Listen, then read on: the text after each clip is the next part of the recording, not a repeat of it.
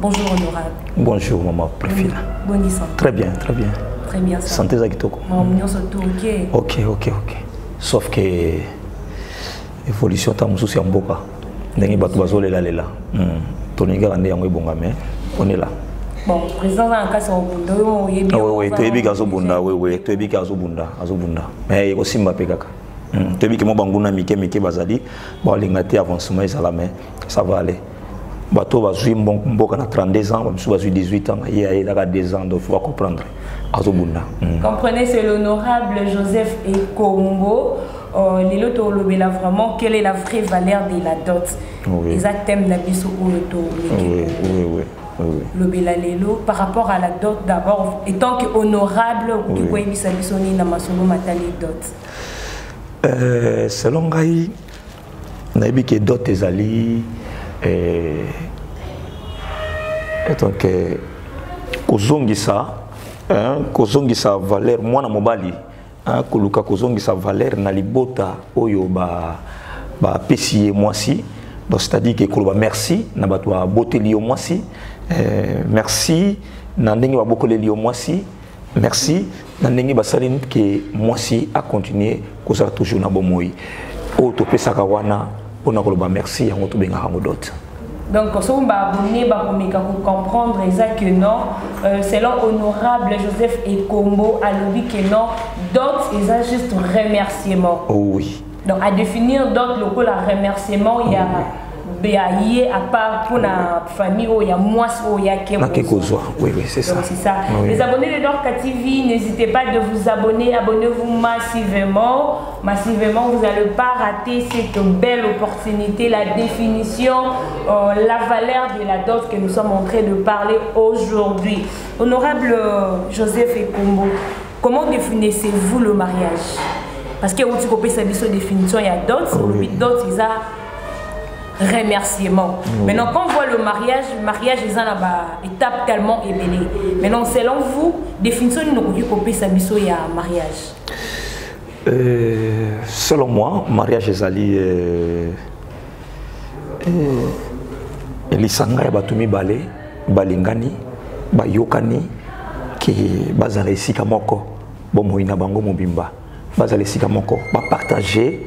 Pasi na bisengo na bango esika moko yango pona ngana benga za mariage et puis baboti bayaka na kati parce que baboti mutu apesa ka pe bomoi na batu wana bayaka wana pona koluka ko encadrer quand même que eloko ngo ndenge ko ikozalela parce qu'il y a des coutumes mususu ezalama pasi bayebi ke ekolo oyo pona ko vivre na bango ezala ka pasi ekolo oyo pona ko vivre ka pasi tango so baboti bayaka ka pona koloba en tout cas mwana tondeko mon ekolo wana ngo so kende e bazala bo ezala bo mais mariage ezala likamba batumi bale tango balingani to mona bango to biteke to copier net ngana linga kutu ko copier te biloko ezala libanda mais totala ka beso tali bande ko na biso ndi bazana Europe bango souvent mariage ezala ka so batumi bale balingani na bango sa mariage tout le monde a gâté au bayotika dot bayo salaboy so balingani na bango mais bazala kana mo ba symbole ti ba pesaka parce que ya repesi exemple ya bande ko na biso ya libanda mais ka ko faire comprendre parce que tout ça pena bande ko ba vivre la libanda tout ça pena bande ko bazolanda biso na minute ko baza awa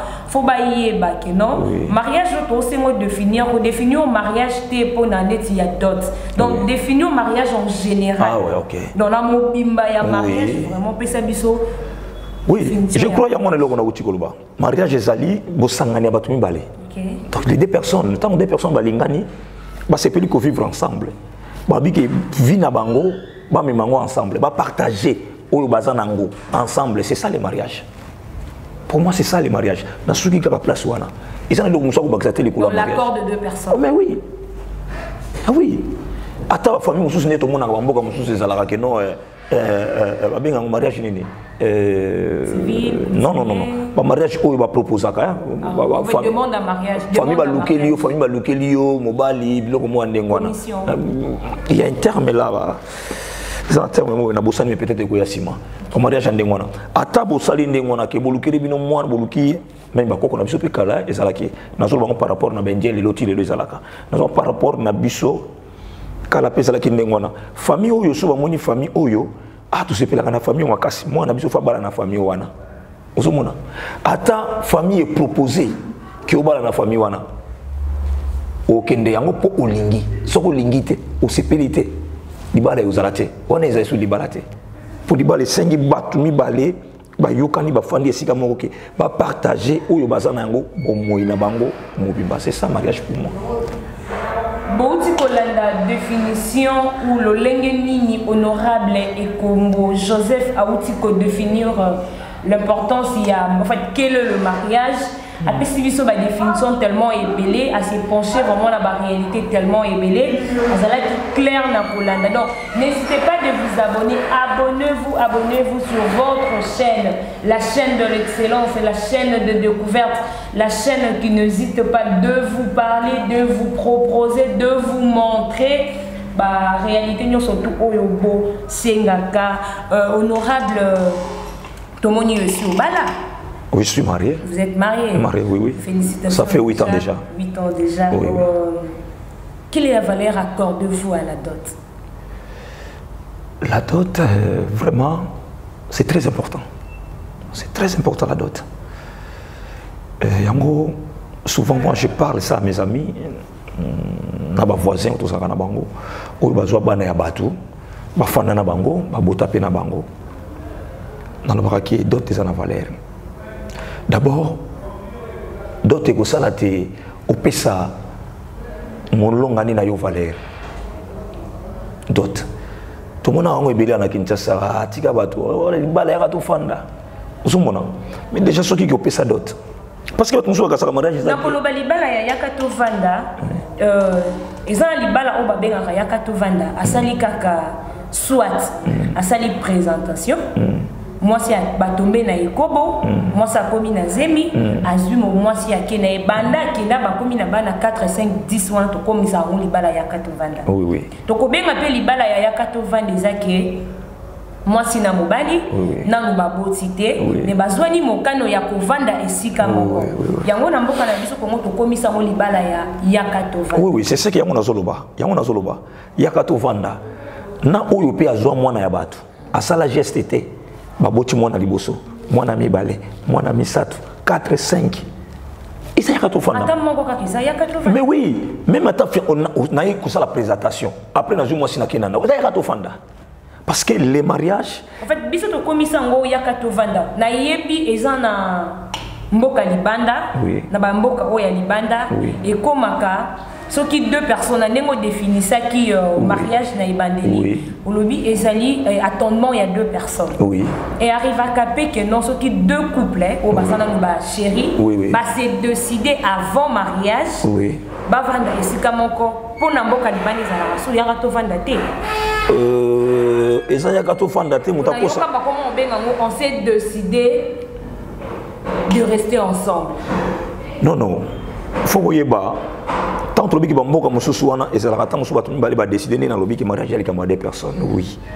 Mais pour la considérer, faut que na babenga ngoni mairie mairie otobenga commune ou bien hôtel de ville, faut voir que batumi balé bato fande sika moko. On est comme mariage. Mais ce qui famille yébité, l'état yébité au fande sika moko, ça mariage té. Ils a yakato vanda. Ata bamboka neto pesi exemple ba pays mususu deux personnes ba yokani pour ce que mariage ne yangona deux personnes ba yokana nanu ce qui bandimi sami après ba boti faut bandima l'état et ya kapesima mais d'abord ils ont nos familles tant que tout nanga likambo dot valeur na lobi yango wana c'est-à-dire que pesa valeur na mona bato ba boti na moni bo pesinga mwasi na moni comportement za kitoko. Tout comportement ça m'a bien menacé peli na fanda na ye na vie au bopesa qui est nyonso bosala ki pona ye quand même peut-être na kokité mais oyo nazana ngo yango yo ndenge coutume senga position wana ce que lobi oyo nazana ngo yango eza mobali ndem ta ko proposer famille mais non ce que yo tuni ngai dot normalement dot oui normalement dot ezalaka mobalité dot eza famille à moi si mutu coutume na bango ndenge sengi pozo mwana epa na biso esenga kanini. Pour moi c'est pas na biso esengaka yakana taba to yakana ngombe to yakana makasu yakana boye wana ezali coutume muteto ko senga donc dot ezalaka eloko o mobile a proposé mais la famille selon coutume ya famille wana ndia mwa benga dot voilà c'est ça. Sans dot sans mariage. Et surtout chez nous les Bantous, d'autres sont qui étaient à mariage. Même dans l'État, pas dans l'État, ceux qui ont été bolobi que toyé tenu tout ça mariage civil. Mais retourne à bino d'autres les cas qui bien. D'autres ceux qui les cas qui m'accompagnent sont bien, bah retourne à témoin il y a famille. Nana zoa ki loko boy, nana zoa ki ongai. Ah, on dit que zoa ki l'État considéré.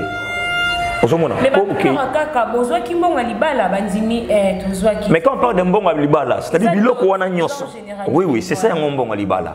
Et puisque dans la famille Moussoussou, au Kende, bon, neti ngata na gena ko bala. Il y avait des tata moi si na papa ya ngba ba keno. Et c'est ko kutila biso ngokaka, hein, a nini ba benga ngonini. Na mbongo benga ngonini. Parce que tu as nati en espèce. Est-ce que tu as une espèce na ngote papa ba habiter ngalingi geste. Asoma biloko wana ya nango. C'est-à-dire comment nango msomi ah oso mama puta batu bakowela yaga na mbongo batu bakabola ozo mona eza na sens wana. Et puis soki bosali mariage coutumier opesi ba dot na yo après 7 jours pendant l'état ils ont considéré que ça mariage okokende sans que yo kende batu akina mariage civil okeka aussi l'état bonga na utai kopesa témoin yo ni tout ça l'état considéré bina commis mariage salemi mariage civil salemi sans que vous ayez une cérémonie, l'État considérait en pour vous dire que les vrais mariages, ils sont coutumiers. Les mariages coutumiers, ils ont des sous dans le mariage. Le vrai mariage, c'est un mariage coutumier, là, il y a une famille, parce que bibliquement, si Dieu l'exige. Exiger quoi? La moitié na coutume. Mais c'est ça, il y a un lobby. Yango na lobby na kopé cet exemple au lobby c'est ça le mariage considéré mais plus bah fait la génération elle est comment qui met la plus na religieux pour la protection de la famille. Non exactement le rwanda. Mes frères et sœurs bande ko bolanda ngai lelo to comment na ba sentiment na bande ko na biso abasi ba comment 60% pour sa mariage nga kende ti na église. Non le vrai mariage c'est un mariage coutumier, c'est tout, c'est là. Il y a un mariage. Mariage est souki wana. Token dans l'état pourquoi? Token dans l'état pour avoir assurance moussous.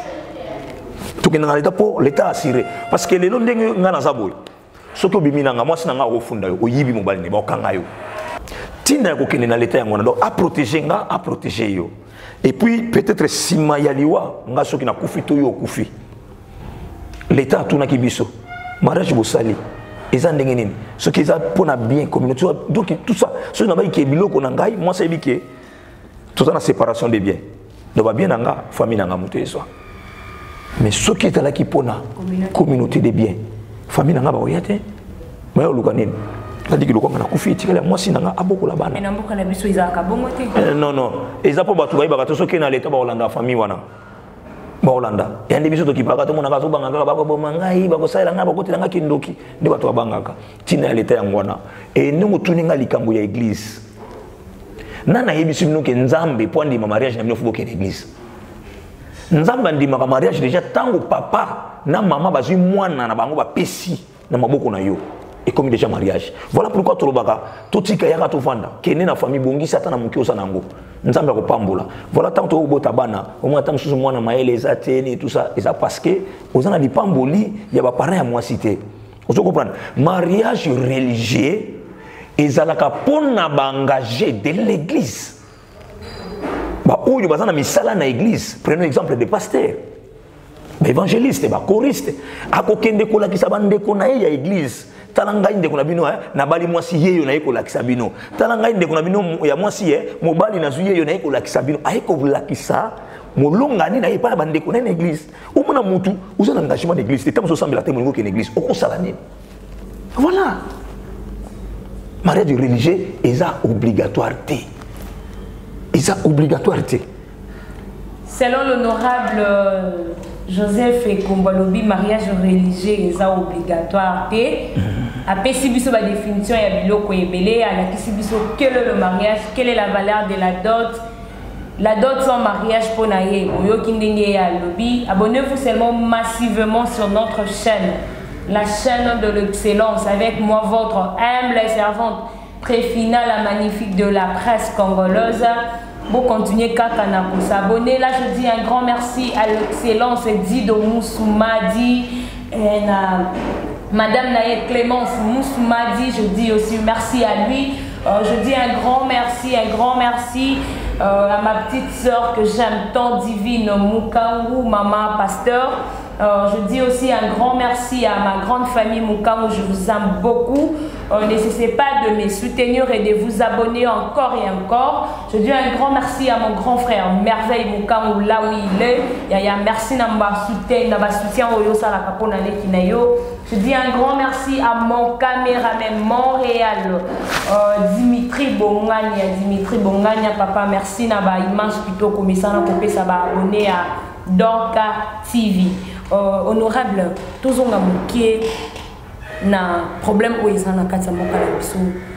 Où ils ont payé ça bana basi troublé, ils ont payé ça ba maman vertige, ils ont circulé na ba réseaux sociaux, ba mso bazo traité azamabe, pourquoi pour qui kotia loi wana, pourquoi yé c'est que loi ya Daniel Mbao et tant qu'honorable et tant que moutami beko yebi beko loi moro boye honorable Daniel Mbao a proposé malgré ça non retenité mais proposition na epesi ba courage n'est qu'à expliquer ba abonné à Dorka TV sur Luawana. Au moni locaux, ce qui déjà est ningisi, de la ningala balbaba et tout cas, to ici comme au boy et ngola ça qui locaux n'est pas malam. Ya mabe pe ningisaka. Oui, mabe pe ningisaka. Donc na biki eza malam na ndenge eza malam pona ko bundi ko sala discussion sur yango na sens wana. Et d'abord, na koyebisa na ba mama pour nous ba maman de mutu basolo ba mama mingi ba papa pendate ba mama na yebina ba papa papa moko na quartier na biso papa na yebina pesi mbote aye vraiment ko lukanga lobi préfina comment bino ba journaliste bozuti ka loi o evanda boye s'imposer pe papa wana sa ya ko silika na niveau moko. Merci beaucoup papa Fasilika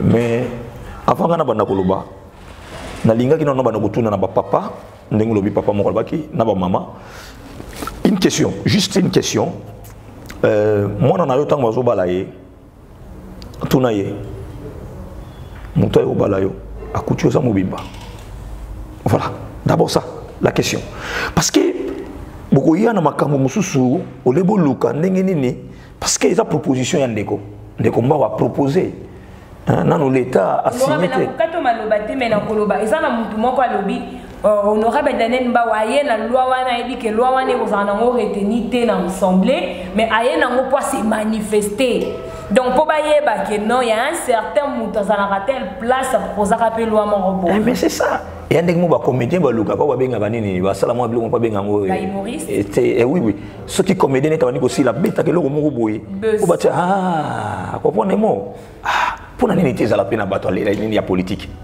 pour la nini mais ngai selon un parent moi na mobali na ko appuyer yango na ko appuyer loi wana ya ndeko na Daniel Mbao vraiment ce qui ba autorité ba ko yoka na ko appuyer yango eleka na ko appuyer eleka parce que mboka nyonso esika désordre ezali baluka batia ordre mboka nyonso esika désordre ezali vraiment na RDC pas en général mais particulièrement à Kinshasa désordre ezali na dot désordre ezali na dot lokokuta mwana mususu ya mwasi ba okene ko bala ye ba kutiye mwana mobala kutiye azana ye mobimba ba opesa ye $700 $1000 mais moko boye esi abeba na ye mais remis à dot na boye ba isa bolingwa mobali na mwasi na na ko mesika ozokende na ko mesika ozokende mais ngana zolobela pourquoi loi wana tulingezala ozo comprendre ngana ko mesika ozokende na yebi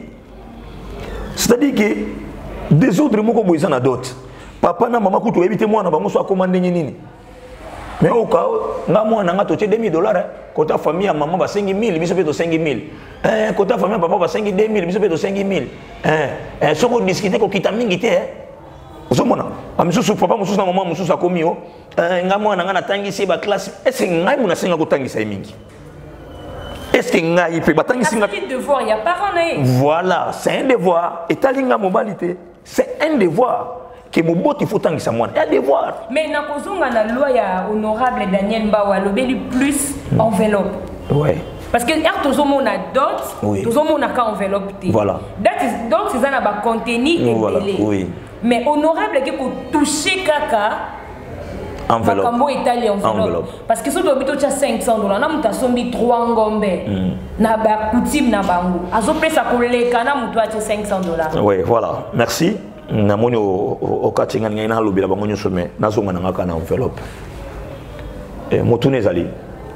Bakoko na bino bayibaka enveloppe bakoko na biso bayibaka enveloppe bayibaka te d'abord Kinshasa tolingi ko copier sika to moni a omoni na zi magique ozui a omoni na novelas ozui a omoni a ozui lingo salela Kinshasa voilà pourquoi même Kinshasa ba koma ko ba lingala za pauvre yondo ibolo ba lingala te soko landi lingala penda o eloko lingolo ba na lingala za parce que toujours copier to sangisi na moni Kinshasa to sangisa lingala ki Congo Chiluba Swahili ki nini anglais nyonso yango bimaka mabe enveloppe d'abord e uti wapi enveloppe eza biso ta neti nga mungala boy na balisa mwana ngai neti mwana nga 18 ans kala mingi zeso mutangi bala ye oh enveloppe eza kata kutimi na biso esenga ndingo senga ye mobali wa kuzwa mwana ngai soka moni ke asepeli na mwasi nenga azali à part coutume maman papa félicitations de bokoli mwasi na enveloppe na binango là ça va mais enveloppe normalement et uta et pas na bande ko na biso ya est to kana bien ba papa na ba maman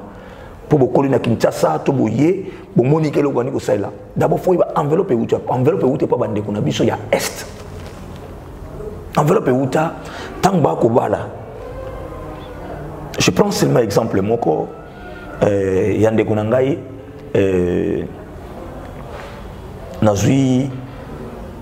bon, je prends l'exemple, Nake Kotala, Nabwaki Libanga, Ndekonanga Oxygène, Yepembao, Guilembao, que j'ai salé Guilembao Oxygène, Azobali Samona Naye, Abengingai, honorable Yagano, Baba la Moana Nato Fanda, Nafa Inota, Namonika, Bazo enveloppe, Moba Pessi, oh, enveloppe Nebo Senga Kibiso, au lieu de $3,000, tout est $2,000.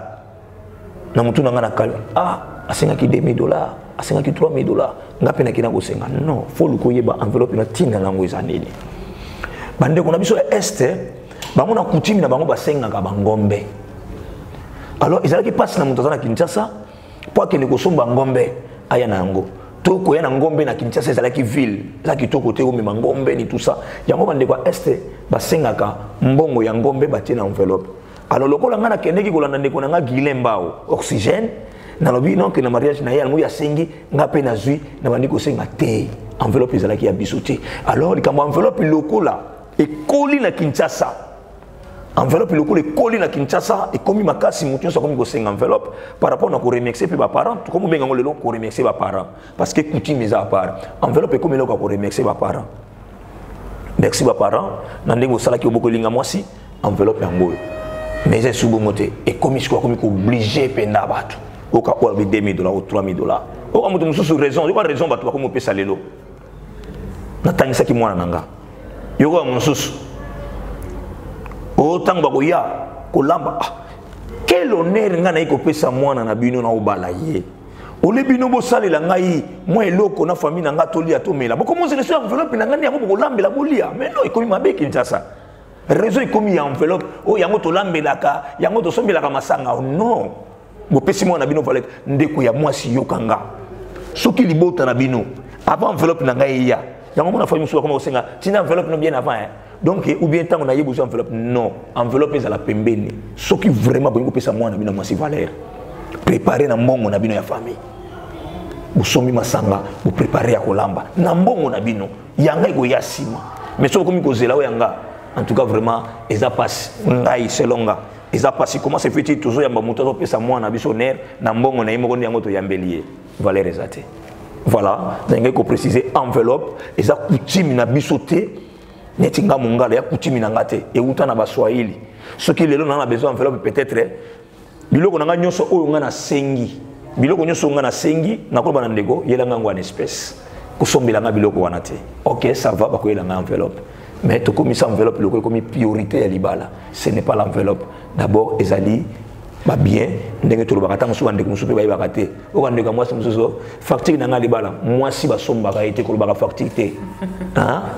Ko lobaka facture te. Et dans la terme ba bengaka. Lobaka liste des biens. Mwasi ko lobaka donc ndeko mwasi ko linga so te ba lobaki ba yiko bala yo facture nanga libala yango te. Ba ka somba yo te. Ba benga yango liste des biens. Vous comprenez? Liste des biens. Ah, liste des biens, c'est-à-dire que va payer valeur, mais sur le but facture. Ah, Jonathan qui dit chaud depuis Belgique, honorable Aouti Koloba, déjà que à un moment il y a 18 ans, oui. Donc on sait qu'il y a l'autre côté à part Kablo Kakouti Mamike. Oui, moi je suis dit que Lingio. C'est ça le problème, honorable. Tout le monde est au balit. Au bala déjà. Oui. Na Kolandayo. On a vraiment pour honorable Mba ou la proposition. Oui, sans blague. Nous soutenir même à 110%. Oui, bisi biso pe que moi na yo akoya. Nazozela. N'importe qui ou à la série, moi na ngandimi ka kofana na c'est tout. C'est ça le mariage. Honorable. Oui. Tobomi ma caméra. Oui. Biso na yo. Oui. On peut ça combien pour la taniaso. Non, c'est pas ma caméra, c'est la caméra yoka. Caméra yoka. Batunyo soba yoka. Moi si nangai tango basenga ka biloko nyoso. Na enveloppe na bango ndeka trop bien salaka. Enveloppe senga ka tuninga ka enveloppe. Na kolo banyoso te enveloppe ka kamena ko beta lisolo mo mukendenge lekaki. Basenga kingai $2000. C'est-à-dire que côté à papa basengi $1000, côté à maman basengi $1000. Tango na ye ndenge famille ya kato ye poto solo la même babiloko ba bien ya mariage nyoso ba discuter on ka tango so sengo 10 super boko kita 5 super to ye tango to komi na likambo mbongo na solo ba tato na likambo mbongo ba discuter ngana bisi famille nanga. Il y a le père de ma femme, s'il vous plaît. Papa, il y a moi sinanga. Alors, parce qu'il y a un liste mi balé, il y a moi c'est yaka côté nango, parce que le Congo c'est comme ça. Il y a papa paye qui côté nango. Papa tango yo mona qui côté à maman basenga ki $1000, côté mi abisingai José, côté nanga na longo $500. C'est le père de ma femme. À longo la yemoko sans discussion. Et ça là qui n'a pas la moi si n'a pas enveloppe n'a pas ça $1500. Et je vous dis ma camébélé les cas de mariage nanga papa moi si nanga na solo balelo si a vérifié beaucoup vérifié papa et moi si nanga ada soldat ya gère azana kantiach basenga biloko ebele azaki na mo absence na yende bakenda na misala un jour à discussion ayo mona ke mo biloko ngo lekaka ebele adimina sur place papa et moi si nanga adimina adiminer mbongo adiminer na biloko mususu na comprendre te. Tant que moi si là, oh, mais tout le monde va carton makayabo ate. Attends tabi ngai nde mudna longoli yango. Mais tabeza tabi ngai papa ya mwana nde na longoli yango. Papa ya moi si muto so bande ngwana. Batune pour nini. Abi avant les mariages obo préparé.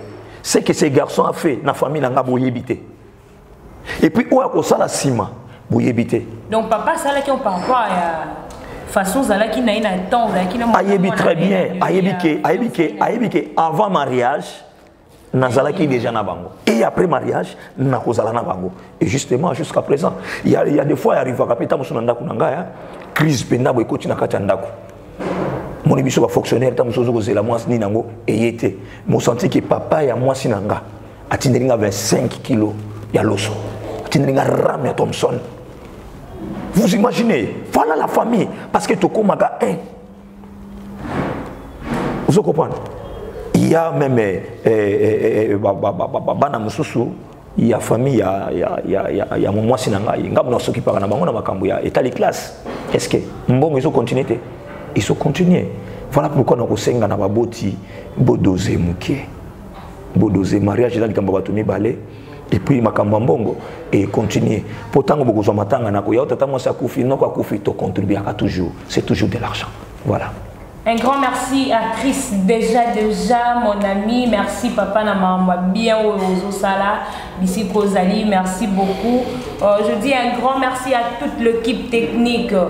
Un grand merci aussi à ma patronne, ma boss, maman Mokonzi, Dorka, Moussa ou Faso, moi si à Pembe, moi si à Boboto, Motema et à Célestin Faso. Nous te disons déjà merci. Tu commis déjà pour chiter dans l'émission Bisso Yalelo sur quelle est la valeur de la vraie, en fait, quelle est la vraie valeur de la dot. Qui Lelo dans l'émission Dorka chez vous. Nous disons un grand merci à mon cordon, Papi Misenga, là où tu es, papa, merci, n'a pas bien Fozo Salila moi yo, honorable Nathan Ouyakala, tu es baki que d'autres allaient capables, n'a pas aussi un temps. Mais si les lois continuent à nous à la passe, pensez-nous que nous avons les colo ya bateau sur la dot. C'est notre dernière question. Ah, maman. Tant on a roloba et que ça les sous moi pas si. Bon, tant que parents, on fait le baka pour biso petu andiko bota. To balaki, to ane pe ko bota. Na ko yebisa yo ki eza na ba coutume moko et c'est pas na biso na Équateur. Je parle des grands Équateur. Eza na tribu moko bazala wana. Avant bala mwana bango peut-être comme ko chambre pour toujours avancer et là qui ba otinda okene ko yibela biso eloko boy OK oyibi nango ba betelo maboko ah ça va c'est que moi na biso soka okinzala oko yipe ko luko yiba pole sa moi na biso pour na bango zaki normal. Alors vraie valeur ezali à d'autres on a ko balika mbasuka na d'autres baboti ndenge tozali tout le cas, tu exagéré. Moi, je suis qu'un mariage, tu laisses ça y, tu laisses ça y, tu mets ça y, tu sepeli ça y, n'ayons soit oya lingi. Pourquoi pas, bon dis moi mobali oya koki, cause moi on a bien la responsabilité, n'endenga koki. Pourquoi pas tant musus koloba, coutume na biso esenga kabo papa, tala o mono koki yela biso. Sur le moi sinayo et puis moi c'est lingio au soyez. Je crois pour n'angana koloba yangonde ou il est qui malamu. Yangonde il est qui malamu. Donc c'est-à-dire tu exagéré d'autres. Tu exagéré tes baboti. Totika moi sina mobali ce qui balingani. Basali moi geste. Bo pesi moi si accueilli parce que qu'on a beaucoup là et puis famille tout koma et lokomoko quand il y a un problème dans la famille à moi si famille mobile va intervenir. Quand il y a un problème dans la famille à moi si, famille mobile va intervenir. Donc c'est ça pour nous na lingi, tout exagérer na d'autité, tout tika nanzela. Pour na koluka, tout sangi sa famille, tout comme ma famille moko, nandenge moko ya malamu. Parce que il y a avant tout une émission, tout qui nous libanda, au cas qui moi n'balande banda ikoloba. Avec ce qui veut exagérer d'autres pananga, moi on a bien entendu comme pananga ils ont subi lingoté, na no sama camion sur nako. Il a même kolobaki, même il a mbetu nyos na kosala na osala ngona nko. Vous imaginez? Alors totika bolingo, ezala na batu mibale.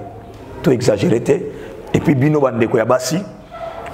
Bo aider mibale na bino, c'est-à-dire que bo so doit rappeler ba parents pour ba exagérer d'autres. Je crois le basuko na wiko ba pona d'autres yangwana.